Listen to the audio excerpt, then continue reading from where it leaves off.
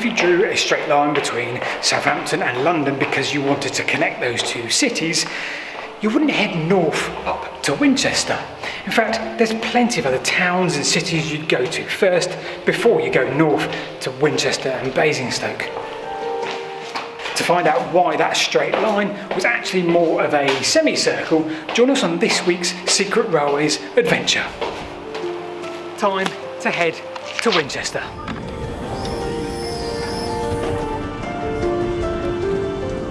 By the 11th of May 1840, the London South Western Railway line was completely open. Trains ran between London and Southampton at an average speed of 42.9 miles per hour. For a short period though, this wasn't the case, and Winchester acted as a terminus along this line. The 4 tunnels here along the stretch between Winchester and Basingstoke delayed the line's opening for about a year, and even after its opening they still caused issue. Switching to ground radar view for the south end of Waller's Ash Tunnel shows a dip in the ground just here. Now interestingly, this is the exact spot an additional shaft needed to be dug out in order to repair and refill part of a roof collapse. It didn't go to plan, and unfortunately 4 men were killed on further repairs in 1842.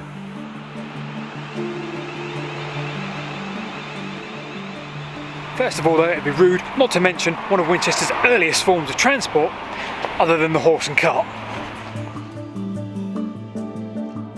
This was the 10.4 mile disused canal navigation system that joined Winchester to Southampton.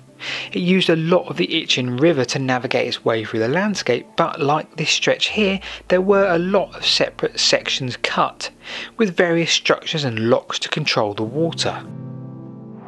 The navigation took an age to build between 1665 and 1710. That's nearly half a century of building a navigation, and it did serve its purpose to a degree. It could carry a vast amount of weight compared to the usual horse and cart, but of course 1840, coming of the railways, really took over, and by 1869 it ceased to operate and was thereafter abandoned. We did a video on this recently which you can click just up here and watch.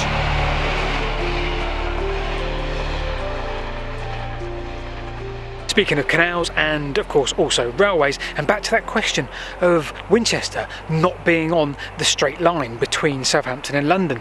So come the end of the Napoleonic Wars, Anglo and French relations weren't tip top, and of course it was deemed that a canal was required to avoid the English Channel, so Southampton to London would be that perfect route. John Rennie of Kennet and Avon fame amongst other things decided that he could plan this route and came up with a costing of £7 million. So clearly that wasn't going to happen. But the route to join those two cities was very much still on the cards, and the Southampton, London and Branch Railway and Dock Company was born in 1831. So back to the original question, why wasn't a straight line chosen?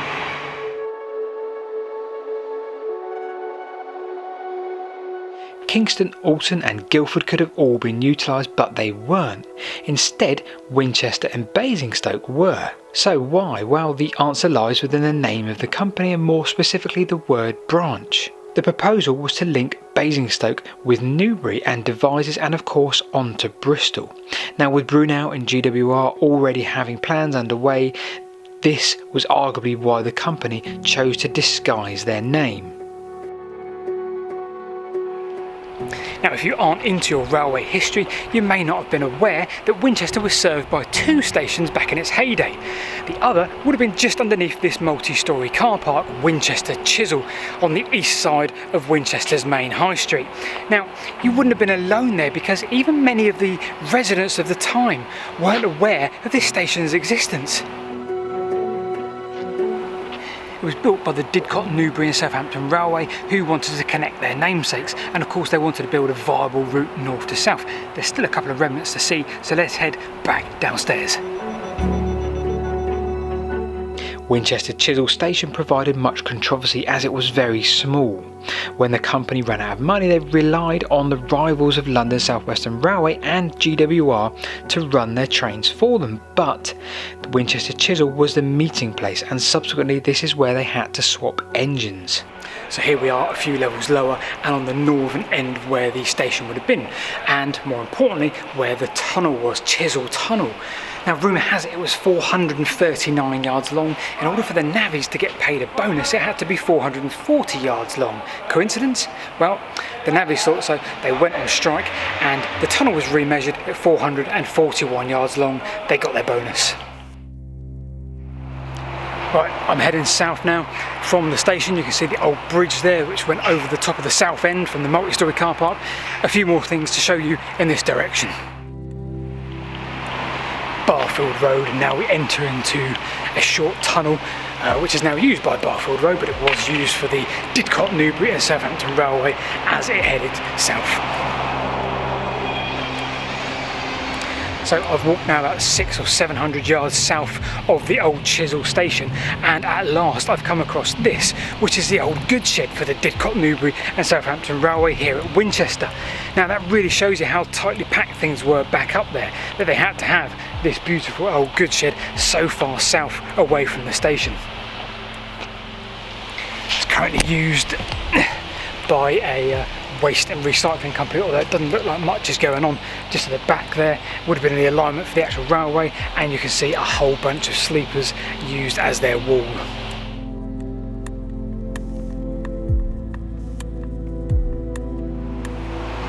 The Didcot, Newbury and Southampton Railway was always destined to fail. GWR and London South Western Railway, the railway giants in this area at the time, were never going to give up their stalemate at Winchester Chisel Station. And why would they? It was all about geography in those days. Now the Didcot, Newbury and Southampton Railway ran out of money.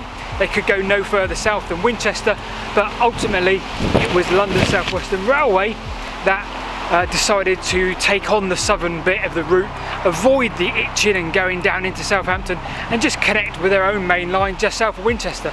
But what that did give us was this.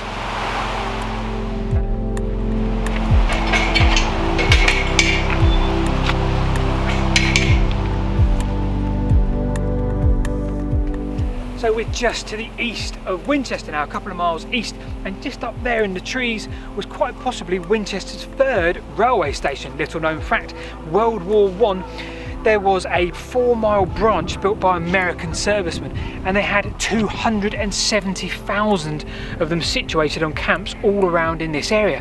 Now that branch weaved its way through the contours of the landscape, and it peeled away from that Didcot, Newbury and Southampton Railway we talked about earlier, just to the north side of the tunnel. Now there's one more thing I'd like to show you, so come join me this way.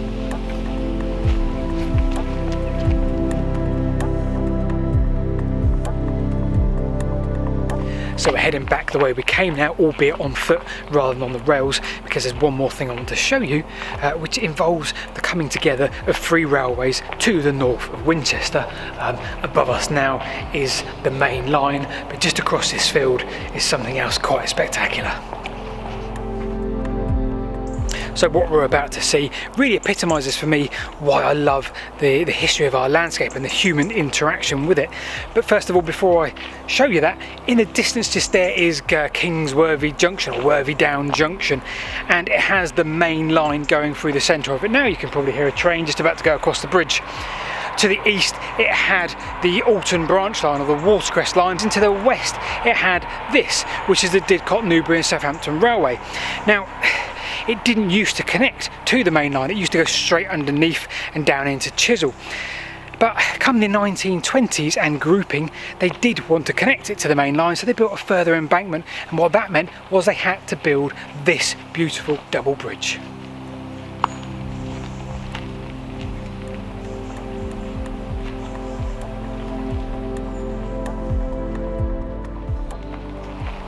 I hope you've enjoyed this little Secrets of Winchesters Railways. I'm willing to bet you that wherever you live, town, village, city, there are many secrets to uncover.